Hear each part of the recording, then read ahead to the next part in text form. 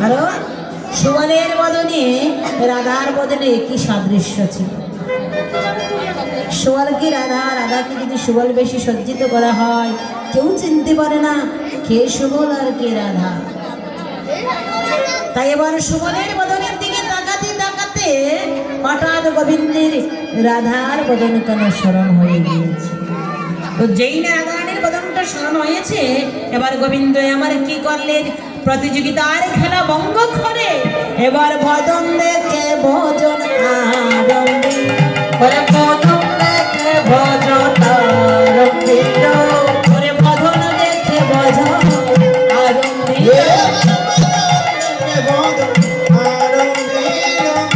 তাই তো রাধা বলে আকুল হলো, বদন দেখে ভজন আরম্ভ।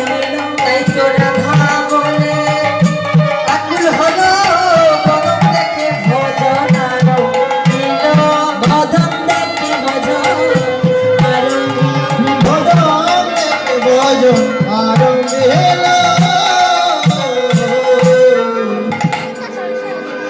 গোবিন্দ আমার প্রতিযোগিতার খেলায় ছিলেন, কিন্তু প্রতিযোগিতার খেলা ছেড়ে দিয়ে এবার রাধা ভজন শুরু করলেন। বলে কেমন ভাবে, সুবলের বদনের দিকে তাকিয়ে বদন দেখে ভজন আরম্ভ। তাহলে মাগো বদন দেখে কি ভজন হয়? রাধে রাধে, বদন দেখে কি ভজন হয়? বলে হয়। বলে কে করেছিল বদন দেখে ভজন? বলে বদন দেখে কৃষ্ণ ভজন করেছিল চণ্ডীদাস। কার বদন? বলে রজকিনীর বদন। চণ্ডীদাসকে চিনে নেব আপনারা?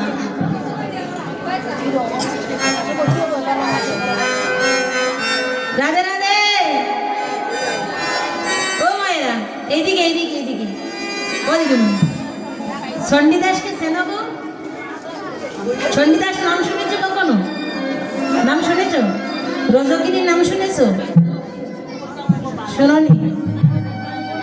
ওই জগতে হয়তো তোমরা নেই, আপনারা শুনেছেন চণ্ডীদাস রজকিনী? হ্যাঁ। তো তারা কি, চণ্ডীদাস জাতি কি ছিল? ব্রাহ্মণের ছিল। আর রজকিনী দুপার। তো দুপার কাজ কি একটু মাঝে মাঝে হেহু করবেন তো বুঝতে পারবো আপনারা শুনছেন। রজকিনী জাতি কি ছিলেন? দুপার মেয়ে। দুপার কাজ কি? কাপড় কাছে। আর ব্রাহ্মণের কাজ পূজা অর্চনা করা। কিন্তু বেচারে চণ্ডীদাস কি করতেন? এই পূজা পার্বণ কিছু না করে প্রত্যেক দিন হরি বল হরি বল, এটা ছিলেন তো? হ্যাঁ, বর্ষি বাইতে না কোন কাঠে? রজকিনী যেই কাঠে কাপড় ধুতে কাচতে সেই গাঠি। একদিন নয়, দুদিন নয়, 3 দিন নয়, 1 মাস নয়, 1 বছরও নয়, 12 বছর। দেখো প্রেম কাহাকে বলে, ভজন কাহাকে বলে? 12 বছর একই গাঠি বর্ষি বাইলে রজকিনী সেই কাঠে কাজ করলেন, অথচ একজনের সঙ্গে আরেকজনের কোনো কথাবার্তা নেই। তো 12টা বছর পর রজকিনী প্রত্যেকদিন 12 বছর যাবত দেখে যাচ্ছে চণ্ডীদাস বর্ষি বাইতে। তোর 12 বছর পর রজকিনী জিজ্ঞেস করছে, ও চণ্ডীদাস 12 বছর পর চণ্ডীদাস তোমার বর্ষিতে কি মাছ ধরেছে? রজকিনীর কথা শুনে চণ্ডীদাস উত্তর দিল, রজকিনী 12 বছর বাইলাম বসি, মাছে কোনো টোকর দেয়নি, তবে আজ মাছে টোকর দিয়েছে। 12 বছর পর মাছে একটা ঠুকর দিয়েছে, অর্থাৎ 12 বছর পর রজকিনী একটা কথা বলছে। হ্যাঁ, আর এখনকার সময়ে যদি একটু কাউকে ভালো লেগে যায় আর বলা নেই, পাগলের মতো 1 মিনিটের মধ্যে নাম্বারটা খুঁজে মেসেঞ্জারে চলে সেট করবে। আসলে বসে বসে করতে হবে, কীর্তনে আসলে বসে বসেও মেসেঞ্জারে কথা হয়। তো 12 বছর পর দেখো কাকে বলে প্রেম।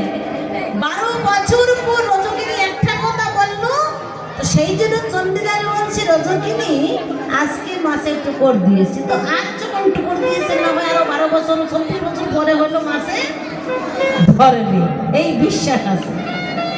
অবশেষে হলো কি চণ্ডীদাস আর রজকিনীর প্রেম হলো। এখনকার সময়ে এটা